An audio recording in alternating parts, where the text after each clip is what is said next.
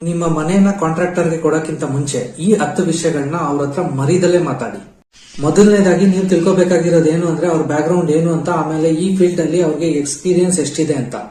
ಎರಡನೇದೇನಪ್ಪಾ ಅಂದ್ರೆ ನೀವು ಅವ್ರ ಹತ್ರ ಆಥರೈಸ್ ಲೈಸೆನ್ಸ್ ಇದೆಯಾ ಇಲ್ವಾ ಅಂತ ಕೇಳಿ ತಿಳ್ಕೊಬೇಕಾಗುತ್ತೆ.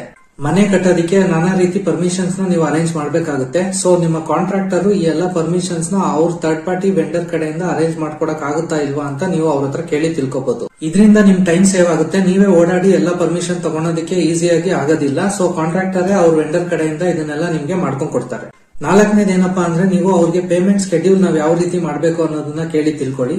ಸ್ಟಾರ್ಟಿಂಗ್ ಪೇಮೆಂಟ್ 10% ಗಿಂತ ಜಾಸ್ತಿ ಮಾಡೋದಕ್ಕೆ ಹೋಗ್ಬೇಡಿ. ಅದಾದ್ಮೇಲೆ ನಿಮ್ಮ ಕೆಲಸದ ಅನುಸಾರ ನೀವು ಅವ್ರಿಗೆ ಪೇಮೆಂಟ್ ನ ಮಾಡಬಹುದು. ಯಾವ್ದೇ ಕಾರಣಕ್ಕೂ ನೀವು ಒಬ್ಬ ಕಾಂಟ್ರಾಕ್ಟರ್ದು ಕೆಲಸ ನೋಡ್ದಲ್ಲೇ ನೀವು ಅವ್ರಿಗೆ ಮನೇನ ಒಪ್ಸೋದಕ್ಕೆ ಹೋಗ್ಬೇಡಿ. ಫಸ್ಟ್ ನೀವು ಅವ್ರ ಹತ್ರ ಒಂದು ಪ್ರಾಜೆಕ್ಟ್ ಲಿಸ್ಟ್ ನ ತಗೊಂಡು ಅದರಲ್ಲಿ 3-4 ಸೈಟ್ ವಿಸಿಟ್ ಮಾಡಿ ಆಮೇಲೆ ನೀವು ಅವ್ರಿಗೆ ಕೆಲಸನ ಕೊಡ್ಬೇಕಾ ಬೇಡವಾ ಅನ್ನೋದನ್ನ ಡಿಸೈಡ್ ಮಾಡಿ.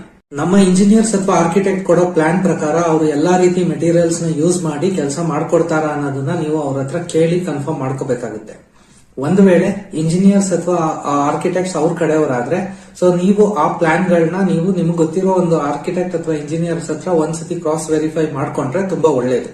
ನಿಮ್ಮ ಮನೆಯ ಕೆಲಸ ಶುರು ಆಗೋದಕ್ಕಿಂತ ಮುಂಚೆನೆ ನೀವು ಕಾಂಟ್ರಾಕ್ಟರ್ ಹತ್ರ ಅವರು ನಿಮ್ಮ ಮನೆಯ ಪ್ರಾಜೆಕ್ಟ್ ಅಲ್ಲಿ ಯಾವ್ಯಾವ ಕೆಲಸನ ಇನ್ಕ್ಲೂಡ್ ಮಾಡೋದಿಲ್ಲ ಅನ್ನೋದನ್ನ ಕೇಳಿ ತಿಳ್ಕೊಳ್ಳಿ. ಏನಕ್ಕೆ ಅಂದ್ರೆ ಈ ಎಕ್ಸ್ಟ್ರಾ ಕೆಲಸಗಳಿಗೆ ಎಷ್ಟು ಬಜೆಟ್ ಆಗುತ್ತೆ ಅನ್ನೋದು ನಿಮಗೆ ಮೊದಲೇ ಗೊತ್ತಾಗುತ್ತೆ. ಸೊ ಅದ್ರ ಬೇಸಿಸ್ ಮೇಲೆ ನೀವು ಅವ್ರ ಹತ್ರ ಒಂದು ಓವರ್ ಆಲ್ ಬಜೆಟ್ ನ ಮಾತಾಡಬಹುದು.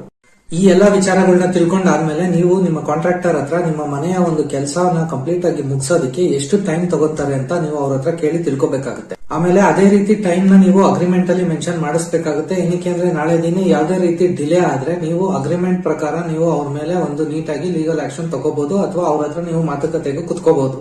ನಿಮ್ಮ ಹತ್ರ ಒಂದು ಪ್ರೂಫ್ ಅನ್ನೋದು ನಿಮ್ಮ ಹತ್ರ ಇರುತ್ತೆ.